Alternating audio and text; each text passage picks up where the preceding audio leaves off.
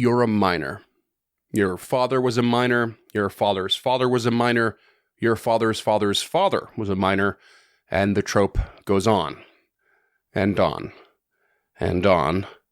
And even further than usual, because your mother was a miner. Your mother's mother was a miner. And your mother's mother's... well, you get the picture.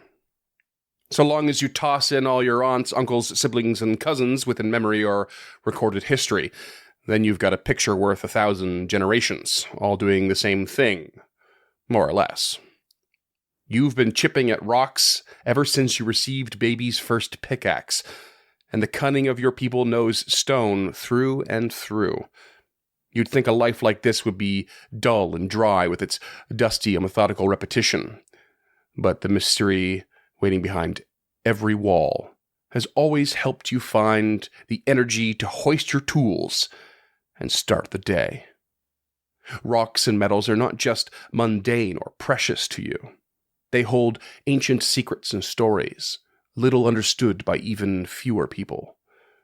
And besides, how could they bore you compared to your new coming-of-age responsibilities? Logs, ledgers, and libraries, running total columns and transactional records. Could you possibly hate this more? There is no mystery in such thoroughly precise information, no unexplained tales lost to time, just complete and tediously exacting... Wait a tick. What's that? Your inner annoyance almost caused you to miss it, but you spot a deduction of a rather large portion of assets.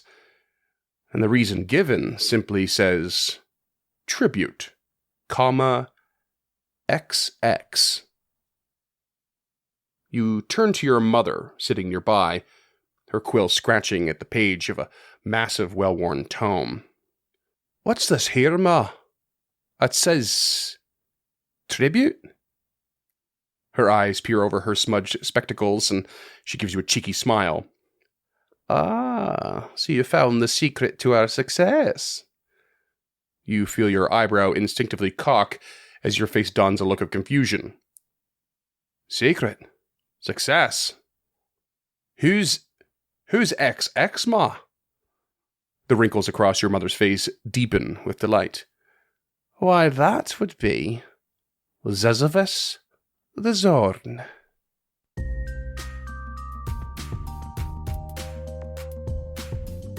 Hey there, creatures, and welcome to Encounter This, a podcast exploration of the creatures from Dungeons & Dragons and the lore that surrounds them. Hello there, creatures, and welcome to another episode of Encounter This. I am your host, James X Marks the Spot Kid, and with me, as always, is Freeman, my precious Easton. I don't do a very good South African accent or a very good Andy Serkis, apparently. So, or a Gollum. I wasn't gonna try Gollum. I don't have that kind of energy. That deranged, hungry energy. Andy Serkis has a very distinct voice. So yeah, he would be he's also one. Incredibly versatile. Yeah, very.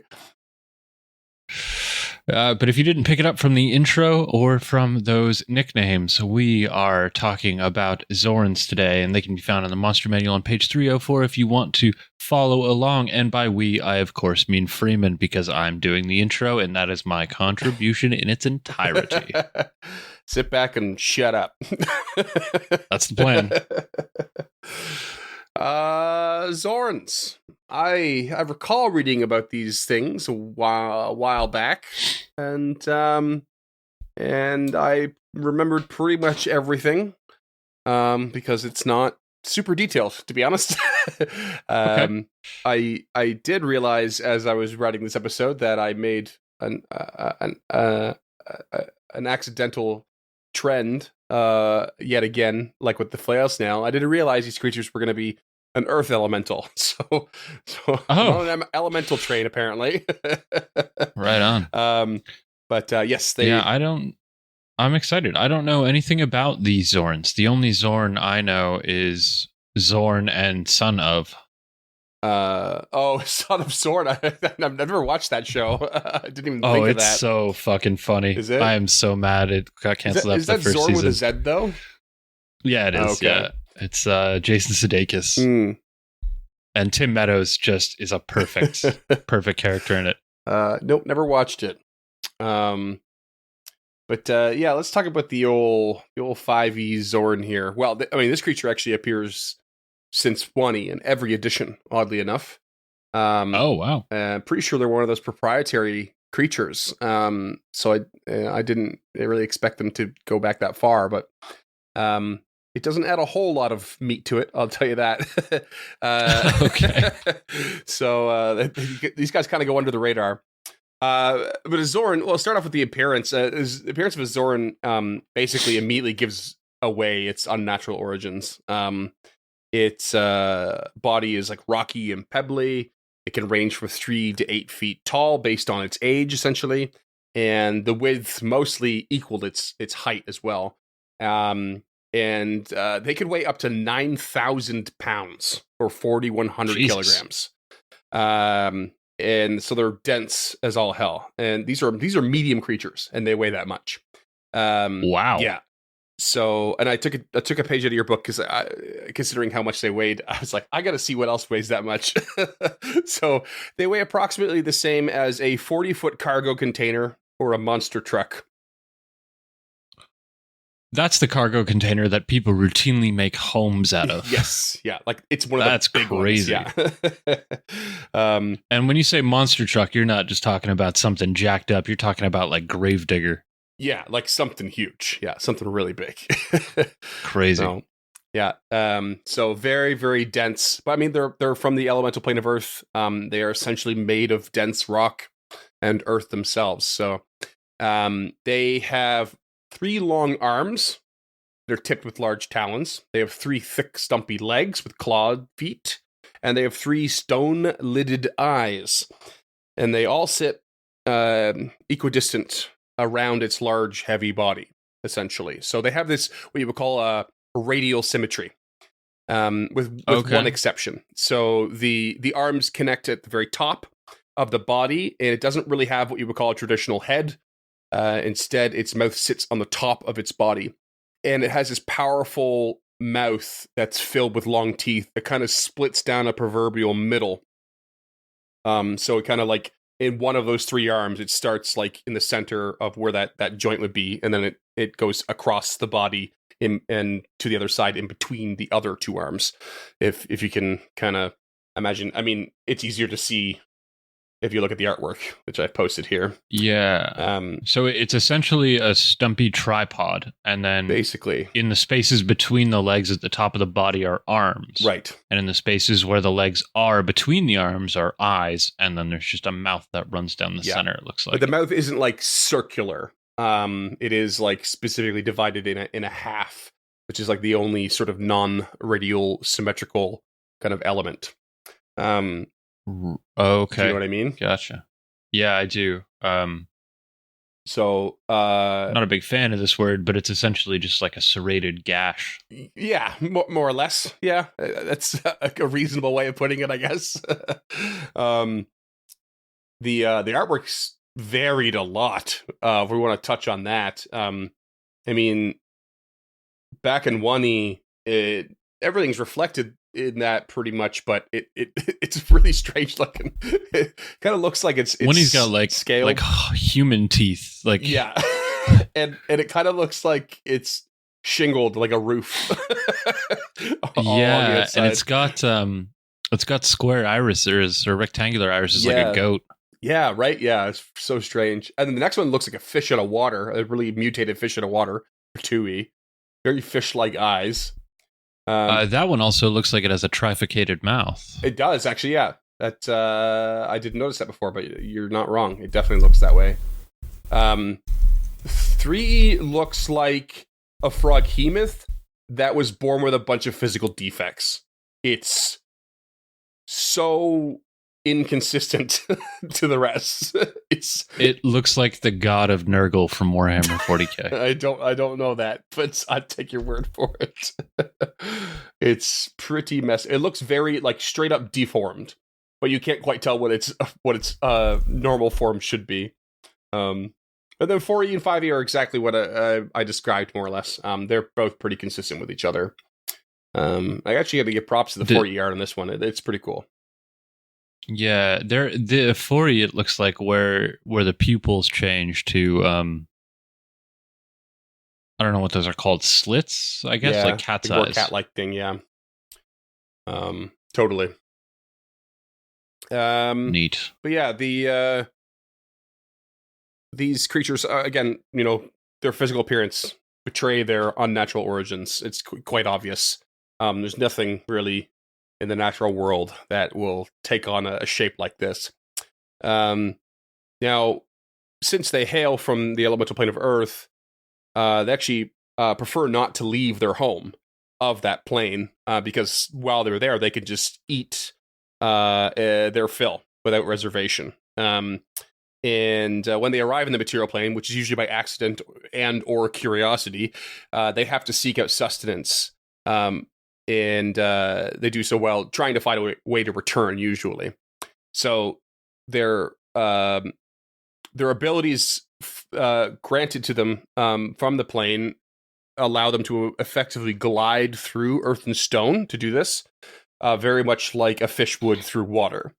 And so they better have mechanics to reflect that. Yeah. And one of the curious things about it is that they do not displace the earth and stone. But rather, they merge with it as they flow through it. And so they don't leave any tunnels or holes or hints of having passed through at all. So cool. Yeah. So it's like they're flowing through it like a fish in water, but still not quite. So as such, they obviously generally dwell in the Underdark. And they range far and wide to sustain their diet. So this is like kind of a really important element of these creatures, no pun intended, that when they're on the material plane, they have to search out food, because it's not what they need is not plentiful on the material plane like it is in the elemental plane of Earth, because they specifically need a diet of gems and precious metals. Interesting. Yeah, they basically spend most of their time tunneling through the earth and rock to find their food, and are quite aggressive towards miners and treasure hunters if their diet is quite scarce. So they cannot consume or digest organic material at all. And so, which definitely causes an issue for them, right? But they have the ability to sniff out what they can eat, which can often lead them towards adventurers or denizens of the Underdark. So anyone who's carrying gemstones or coins at a minimum might find that a Xorn is tracking or heading towards them. Otherwise, they tend to ignore creatures entirely because they're just not really of any use to them. Okay. I'm going to imagine they have a forked tongue, because I don't see anywhere for a nose to exist. So I guess they could just be like porous under all that rock. Yeah, it could be. Yeah. There's definitely no evidence of a nose or a tongue. But I guess the mouth gives the idea that maybe there is one. They're very much not evil. Although I think as a general rule, Earth elementals tend to be, or a lot of creatures related to the elemental plane of Earth tend to be, and so because of that, they actually, the first thing they do is they try to, if they need to interact with the creatures, they try to bargain or beg for them to give up their precious materials and treasures, usually offering information of their travels in exchange. And if they are ignored, they might resort to threats and bullying, but if they're starving or angered in some way, they will resort to force if they have to. Okay, so we have signs of intelligence and communication. Yes. Interesting. Yeah. That is not what I would have thought looking at these things. Right. I definitely would have thought bestial. Don't judge this book by its cover at all. There was a little quick quote in the monster manual as well. It is X the Mystic's 6th rule of dungeon survival, and it says, keep a few gems in pocket. A hungry Xorn is a helpful Xorn. I like that. Yeah. That's cool. So it's easy to mistake these creatures might be on the hunt and prowl to steal these things away from a player, but it's also possible that a player might come prepared. And I love that sort of twist on that idea. That's, hey, this gem might be of use to trade for information in a way you wouldn't expect to a hungry creature. Love it. Yeah. But that's it for the 5e lore. Very straightforward. Okay. A little bit surprising, but nothing complicated. Very surprising to me, at least. Yeah. Yeah, it just looks like an angry, vicious creature, but it doesn't really want to interact with other creatures if it doesn't have to. Gotcha. Now, there was a few things that I noted down here from previous editions in no particular order, but I think a lot of it comes from 2e and 3.5 and a couple supplements. There was a variant known as a Xorn. Is this the one that wants to speak to your manager? Maybe. It's got a higher standard for what it eats. I think it's got a more metallic body, and its diet focused more on metals. But it could draw strength from eating enchanted metals. Oh, cool. Yeah. So like a +1 mithril or something like that. Exactly. Yeah. And cool. so Xorns were known in previous editions. Well, it's not in 5th edition, which we'll cover in the stat block, but in previous editions, they could smell their food, as it were, up to about 20 feet away. And Xorns could sniff out magical metals at double that distance, so 40 feet. If these creatures happen to gather in groups as well, they would send only a single emissary to negotiate for food rather than sending a whole group. So they had this level of let's not try and get in there and be intimidating. We actually want to exchange. So now we're seeing self-awareness and the ability to make reservations at a restaurant. It's a recipe for disaster. What can you say? Xorns love brunch. Brunch is the worst. As far as we can say that we're restaurant people. Yeah, exactly. As far as tactics go, oh god, we're getting into tactics. They immediately ask for the manager, of course. Now, if they are injured, in a conflict, they will resort to a guerrilla tactic kind of fighting. So because they can so freely move in and out of earth and stone, they'll just basically zip into the floor, and you just don't know where they're going to be, and they just pop up and attack again, and then zip back into the wall, so to speak. So 9,000-pound nightcrawler with 3 arms. Seriously. And a really vicious mouth. Yeah. They had that sounds horrifying. They had some history of relationships. Tao genies, being the earth elemental ones, they often would hunt Xorn for sport and keep them as slaves. Very, very evil creatures, the Tao, as far as I recall. And they are, yeah. There's also Yak folk, which have a bit of a history in D&D. They were introduced in Storm King's Thunder module, I believe. And they were said to have maintained good relationships with Xorns, as well as Azers and Windwalkers, the latter of which were like rare serpent-like elementals that only appeared in 2e. Yeah. Cool. But I don't know Windwalkers. Yeah, I didn't really know either. I just a cursory glance on the wiki for that. But they had this good relationship with Xorns, from what I could gather, because they served an elemental lord called Grumbar, who also favored Xorns. So basically, Grumbar like Xorns, Yak serve Grumbar, therefore Yaks like Xorns. Kind of a mutual. We've talked about Yak folk before, but I can't for the life of me remember what episode. Yeah, it was. me neither.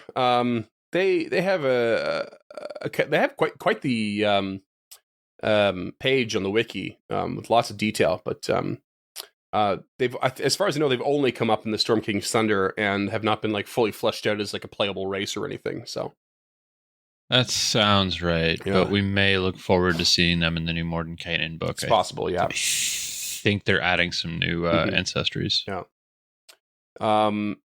There is a god called Geb, who was an old Mulhorandi god. I don't know much about that. I've never been very good with the old colloquial and geographical details in D&D, but he was a god that did at least have a tendency to send earthquakes when he was displeased, and he considered Xorns sacred. So he did have some connection to the earth and earth elemental sort of themes and that sort of thing. Okay. So Mulhorund is is part of the continent that's east of Faerun. Okay. It doesn't really factor into 5e very much. Right. We very much stick on the Sword Coast, but the Sword Coast has a land bridge to another continent, and Okay. Mulhorund is one of those. Gotcha. Or at least was one of those empires. The D&D timeline I find very confusing. Yeah. And finally, they were also considered sacred by a couple of gnome deities. And I mostly put these down because I love the names. There's one named Flandel Steelskin, who was the god of smithing and mining. And this one's really good. Caladurin Smooth Hands, who was the patron of the Svirfneblin, or the deep gnomes of the Underdark. Kids, if you ever decide to star in adult films, look no further than gnome deities for solid names. Caladurin Smooth Hands. Oh, so good. Just change it to Randy Steelskin and you're good. Yeah. There was a 2e supplement book as well called The Ruins of Mithranor. Mithranor being the former Corman Thor, or sorry, I think I said that backwards.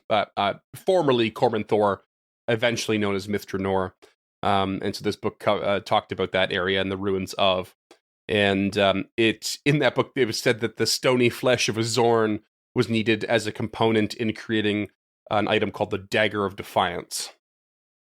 And the Dagger of Defiance was a magic item that granted immunity to fear and repulsion, and enabled the wielder to more easily resist the effects of enchantments, charms, polymorphs, and petrification. Specifically, even listed the ingredients. It required a standard dagger, doppelganger blood, the distilled essence of Xorn flesh, and the casting of fear and repulsion spells.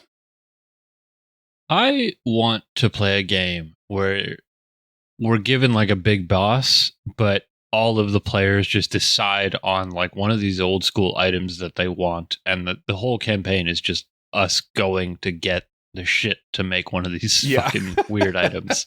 I think that would be so fun. I mean, it's like automatically again accidentally reminiscent of the flail snail, right? Here we have another elemental creature we didn't expect, and then something they're connected to. You know, they're something about their person is connected to creating a magic item. I love that idea too.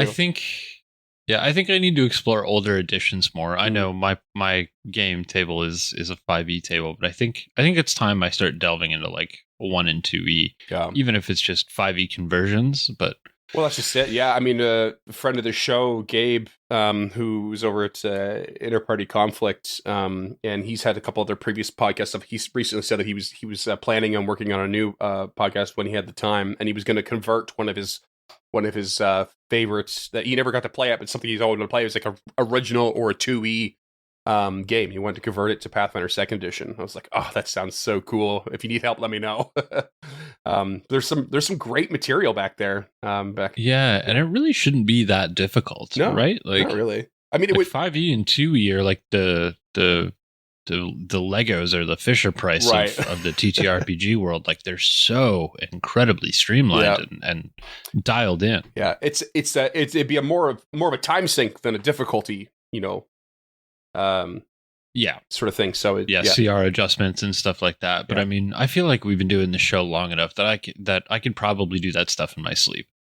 Right. Exactly. And I know Pathfinder 2nd Edition in particular, like they have an extremely streamlined system for like setting your stats and your DCs according to level. You just follow those charts and you'll have shit that's like that works and is balanced. The hard part is like making sure you nail down the if you have to build custom stat blocks, from the ground up. do you include Right. stuff that's pre-written? There's probably a certain amount you would, probably quite a bit you would, from like monster abilities, but then there's certain things you'll want to do custom, and you want to make sure those work appropriately for the system. But that would for sure be the biggest difficulty curve. Otherwise, it's just would take unless time. it's a world-ending boss, I'd probably just pick something and reskin it. Yeah, I mean, there's totally. There's not a whole lot of need to convert every single 2E stat block to 5E when I can just For sure. grab something that's at least akin to it. Yeah, you can always find something that, most of the time, find something that's like similar to what you're looking for, because a lot of the time the specific unique creature may not be the most important part. It's why they're there and why you're there. That's the most important for the story, right? That's exactly how I feel. Yeah. Like whether I'm sure some have like lair actions and stuff like that you'd have to convert, but sure. Again, unless it's like a bookending boss or like a set piece, I don't really feel like you'd have to do that for most combats. Like you could just drag and drop 2 Yorks with 5 Yorks. Totally. Huh. Yeah. All right. Yeah. I think you've convinced me to convince you to run a campaign like this because I want to play in it. Oh man, if I could just do it as a job, that's what I would do. I would sit here all day and just convert shit. It would be so much fun. Yeah. And write it all out. Yeah, fair enough. I'd love to do that. But yeah, that's all the D&D lore I got for you. That's it. That's all the Ds that dared to D. Exactly. I only have one little cultural lore, and it's very loose. And literally 5 minutes before we recorded, I came across it, so it's very last minute. But there apparently is a Marvel character called Xorn. Yep. Who appeared in New X-Men 2001. I have that issue. He had a miniature star residing in his head. They gave him the abilities of gravitational electromagnetism, self-sustenance, and healing. Although he was eventually revealed to be Magneto in disguise, sort of. Then I watched a small video that was discussing this character, who turns out his name is Quan Yin Xorn, I think. And then there was his brother, who was like Shin Xorn or something. And they had this really, it was like a 5-minute video, and I was lost. I was immediately lost, and most importantly, bored out of my mind, because I was like, this is not an interesting. It's just the most convoluted nonsense, and it even touched on how like this character was originally supposed to be a Magneto in disguise, but then Marvel backpedaled because they liked the character they made, so they just and then it split 2 ways, and so there's like a conflicting timeline, and I was like, yep, I'm done. I'm not interested. That time in Marvel history isn't their greatest, though. You said that he was from the New X-Men? Yeah, New X-Men 2001 series. Yeah, so in that series, we get some amazing characters. There's a Tattoo character who's very reminiscent of Tattoo. We get Dust, who's an amazing character. And it's a really tight series. Like, it doesn't last particularly long. Mm-hmm. And I think the reason Marvel backpedaled on that is because the fans hated it, because that's already happened with Magneto in disguise twice. Joseph and, well, I guess Strife was Cable, but we had Joseph already, who was Magneto. So it was just like a tired trope. They're like, no. It really was. Fair enough. But it's a good run. It's a tight. I think it's a tight 32 issues. They have a really big part in Planet Hulk, if I'm remembering this correctly. Okay. I'm not saying go out and read it, because Xorn is not a particularly interesting character. Mm-hmm. Like, I've forgotten almost everything I knew about that character. There was a couple cool elements about them. There was like the brothers both had these suns in their head. One of them was like this bright white sun, and the other one formed and manifested as a black hole, and it changed how their powers worked and stuff like that. I was like, oh, this is kind of neat, but it just got really convoluted really quickly. And also this it had nothing to do with what we're talking about. So other than the name, it's like this is like not in any way rock or earth related. It was just it was whatever. Just a quick reference, I guess. Yeah, and I mean, I guess then it's not related at all, but obviously we have Son of Xorn, like we touched on earlier, which isn't even spelt the same way. But it's pretty great. Zephyria is like what you would imagine like the past being, and it's good. Cheryl Hines is in it. She's fantastic. Johnny Pemberton's in it. He does a good job, and Tim Meadows is as always, just incredible. Yeah. I love that guy. Yeah. All right. Well, that's that. That is that. And you know where that brings us. Is this the time where we crack our beers and toast to the world? That's exactly it. We toast to the world and say, please bear with us for another boring stat block. Oh, yeah. Not Xorn to be wild. Not at all. Oh, that's unfortunate. Yeah. I mean, I assumed that the stat block was going to be kind of middling, but yeah. I mean, they look really cool. Yeah. They're slightly beefy, but they are super basic. So CR5, which I guess I'm kind of happy with. You know, and you're looking at the creature, I get the fear that they're going to make it like a CR2 for some reason. You know, when it looks like it should be like a CR9. So 5, I'm happy with. That would have been really. I'm not going to complain. 5 sounds about right to me. Yeah. 73 HP. They have a speed of 20 feet and a burrow speed of 20 feet. So no slowing down or speeding up regardless of where they're at. AC 19 natural armor, so not too bad. Medium in size, elemental, neutral alignment, and they only speak Terran, which I find a little bit odd. I mean, it makes sense that they would, but given that they're prone to communicate, they don't really give you a whole lot of options. Now, in 3.5e, they did speak Common.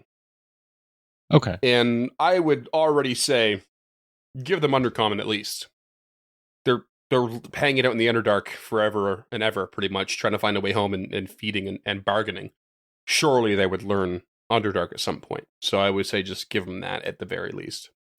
Yeah, or if you're feeling very generous, I think there would be a pretty easy justification for Gnomish or Dwarvish between Sniffle, Burrum, Snivel, Svirfneblin, and the Dwargar. Totally. 100%. They do have a little bit of DR, just the classic piercing, slashing, bludgeoning versus non-magical, but also non-adamantine weapons. So made with adamantine. Okay, so explain that to me. How does that stack? Does it have to be a +1 made of adamantine, or can a regular adamantine like spear pierce? I think it's one or the other. Okay, I think that's how I interpreted it. It's like, non-magical weapons will not get through unless they are made of adamantine. Okay. I have never once encountered an adamantine weapon in any of the games I've run or played. Because 5e doesn't give any love to precious materials, sadly. Yeah. That feels accurate. Yeah. They admittedly, Pathfinder doesn't utilize them that much, but they do at least have like detailed systems and costs and everything for them. They very much feel legacy at this point. Yeah, very much so. The only one that really seems to come up really ever is silver, and that's if you happen to be, gearing towards were creatures. I find cold iron comes up a lot, but only in stat blocks, never in like actual real world encounters. And it's straight up not in 5e. There's no cold iron stuff at all. So, now in earlier editions, Xorns were actually immune to fire and cold and resistant to electricity, which I think are semi-standard for earth elemental creatures. And I don't see why they wouldn't be. It also made me think, can they swim through lava then? Because they swim through rock, and lava's molten rock, and they're immune to fire. That would be sweet. But otherwise, in 5e, there's no damage or condition immunities of any kind. They do have dark vision, so maybe that's where the cat's eye comes in. And tremor sense, both at 60 feet. They got to boost their perception and stealth as well. Fairly big boost to perception, giving them a passive perception of 16, considering their wisdom is just a 10 with a +0. So, they've got a solid boost to that. Well, except for the places where their arms block, those vertical slits would allow them to see in nearly 360 degrees. So it makes sense. Yeah, and I actually have a note on that later on, because it's something I think 5e is sorely missing. But the as far as abilities go, they do have Earth Glide, so they can burrow through non-magical earth and stone. I'd be upset if they didn't. Yep. They do not disturb the material it moves through. They also have stone camouflage, which is expected. Advantage on stealth checks in rocky terrain. And they have treasure sense, which means they can pinpoint by scent, specifically, the location of precious metals and stones within 60 feet. So it's much higher than the previous editions. Then we just get into attacks. They have multi-attack. They can attack a lot. They can attack with all 3 claws and 1 bite in a single turn. And feels reasonable. Yeah, and each claw does 1d6 plus 3 slashing, and the bite does 3d6 plus 3 slashing. So there's a lot of damage coming out in one go, even at level 5. But there's a part of me that kind of like 66 is no joke. It's not, yeah, it's no joke at all. Plus 6 to hit for both as well, so it's reasonable. There's a part of me that would love to play with, just like a kind of pick directions on the token that you're using or the piece you're using, and make sure that each claw goes in each direction as best you can. So if the creature is surrounded, spread those attacks out across as many players as possible. Give you a little more realistic approach, right? Where it's just attacking in all directions rather than focusing them all in one direction. I like the idea that this thing just spins around in a whirlwind, you like Will Smith does to Chris Rock at this year's Oscars. How's that for a bargain? It's as topical as we're gonna get. Oh, jeez. Just 3 open hand slaps. Whack, whack, whack. And then uses its mouth for a cross chiding. Yeah, I mean, this thing is like you said, if it's as wide as it is tall, it would have a very low center of gravity. So being able to pivot on one of those legs isn't out of the question. Yeah, it also makes me want to say that it would have like you'd have a hard time knocking it prone. Like if you're trying to trip this thing, you might have disadvantage. I would give it exactly what quadrupeds get in 5e, which I think is disadvantage to trip. Is it? Okay. I think so. I wasn't sure that was ever in 5e. I know in Pathfinder First Edition, for every leg you have beyond 2, that you get like a bonus to your defenses. It's a +2, I think. So quadrupeds have a +4 to CMB, I believe. Yeah, pretty much. Yeah. But that's it for the stat block. The thing that I think is missing that I would like to change would be what you referenced there with the eyes, in 3 different directions.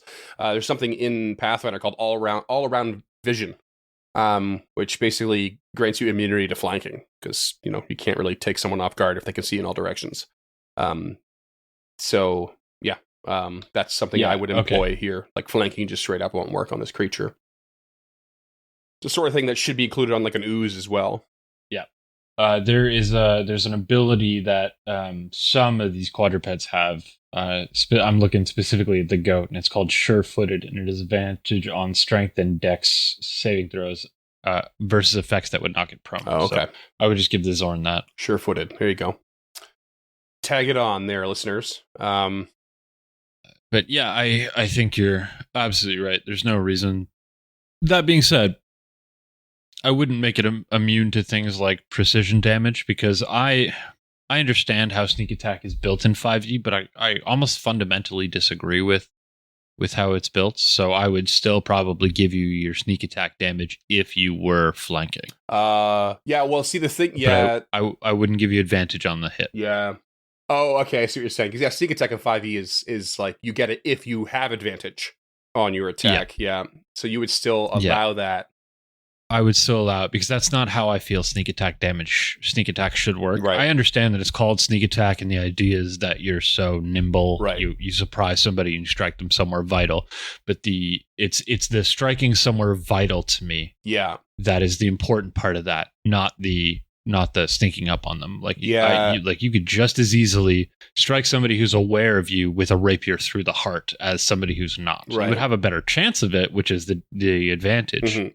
Well, but so that's just you it. could still I think that's get that strike. Maybe with the fundamental issue with flanking is in 5e is that it grants you a higher chance to hit, as opposed to it basically gives you more skill somehow, as opposed to lowering your target's defenses. And that's the sort of thing we see in Pathfinder 2nd edition, at least. When you're flanking, you don't get a bonus to your hit. Your enemy gets a reduction to their AC, and it can be a very important differentiation.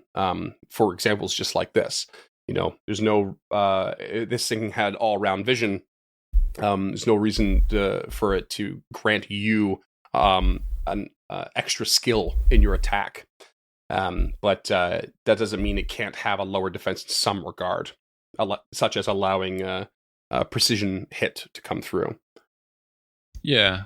I get it. Yeah. I think a lot of that is verisimilitude and like how the DM wants to spin it and where the DM gets it in their mind. But to me, I don't always think you should lose your sneak attack if you don't have advantage on the attack roll, because as a higher level rogue, you're going to have less and less opportunities to have advantage on those rolls, and sneak attack is your entire thing. Yeah, we were talking about this the other night after our most recent session, because I'm playing a swashbuckler rogue, and I'm not worried about it because of the swashbuckler, because as long as no one else is near me, I can still get my sneak attack. I don't have to have advantage.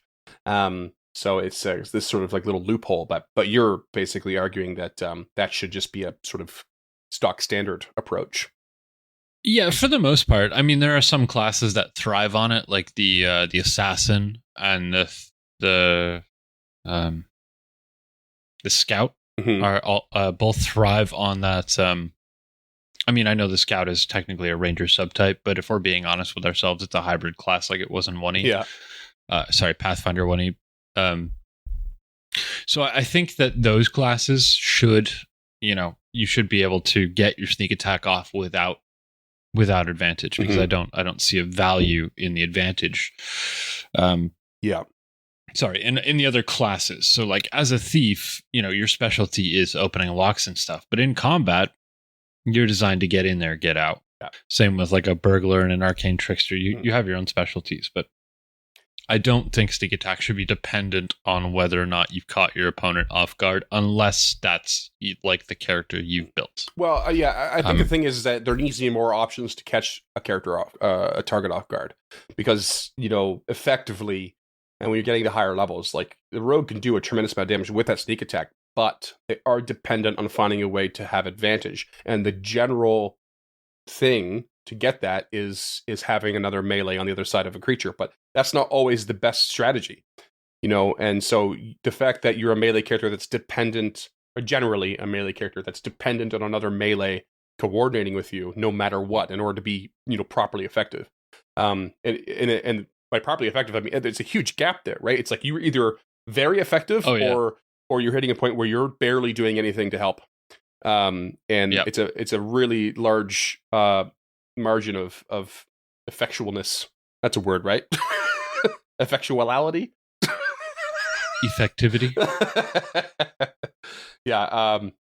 So I'm with you. I feel like there should be more options available to provide the opportunity for you. So disconnecting it from advantage in some way, I think is a step in the right direction. And there are other options. So like that hide mechanic, where you can hide as a bonus action, that's designed to help you get advantage on your attacks. But how many times are you like hiding behind a large rock and then popping out? Like it's not the way, in my experience, players tend to think. Yeah.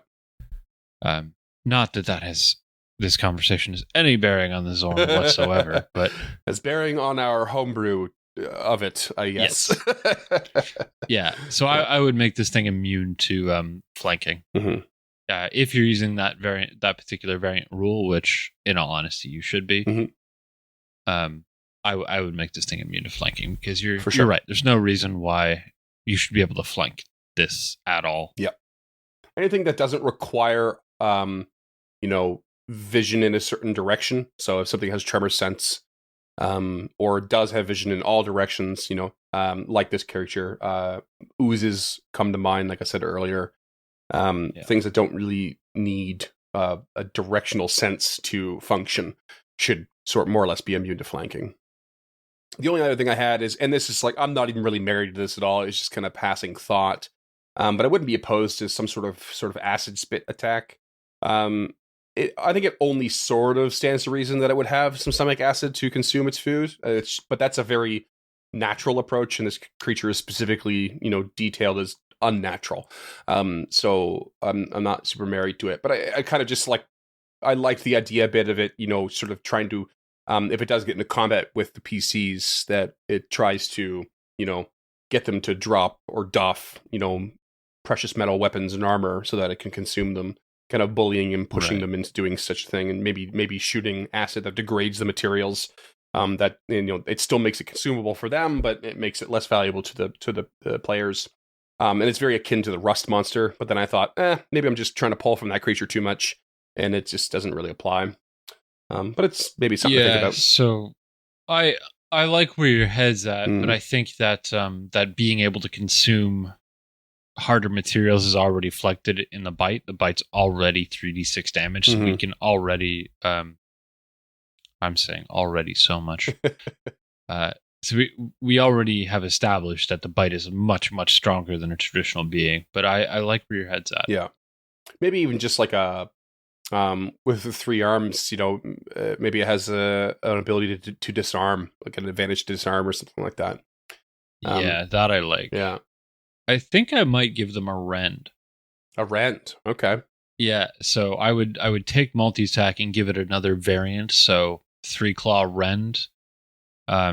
So if rend is a mechanic from Pathfinder First Edition and maybe Second Edition. We're not. Yeah, it's in Second Edition. Yeah. Second Edition. So you got rended. The concept is. Oh yeah, by the big spider. Yeah. So the concept is that if you hit a creature with multiple attacks, you do extra damage because you hit them so many times, and you essentially rend their flesh.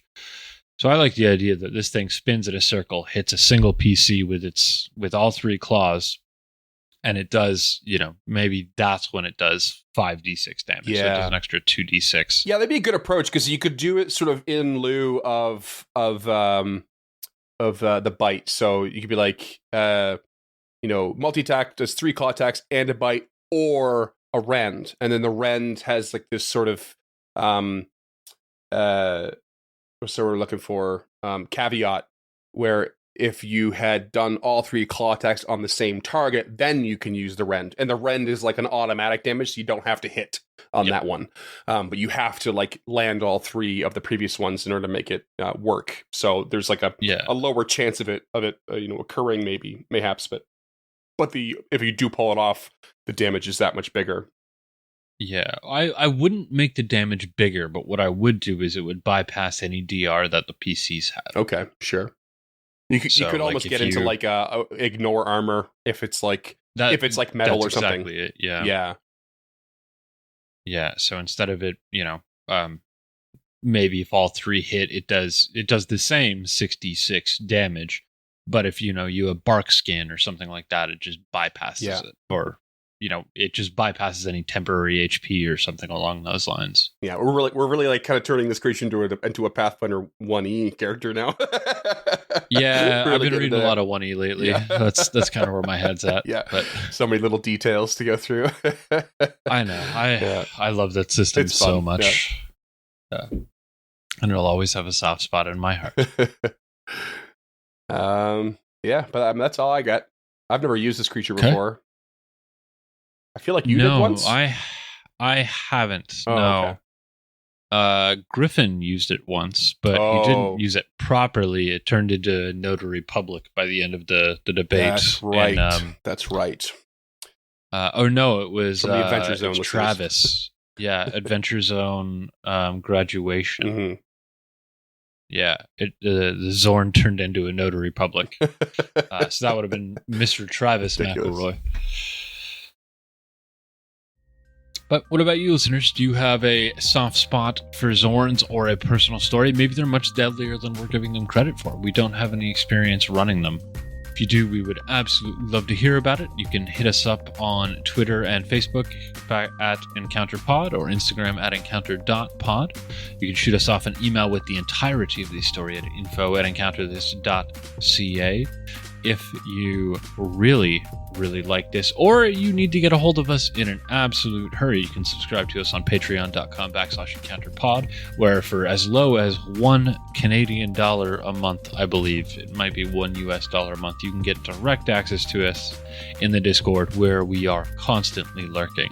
Nary a day goes by where we don't respond to something in the chat, so you can rest assured your pressing question about how good Son of Xorn was will be answered efficiently.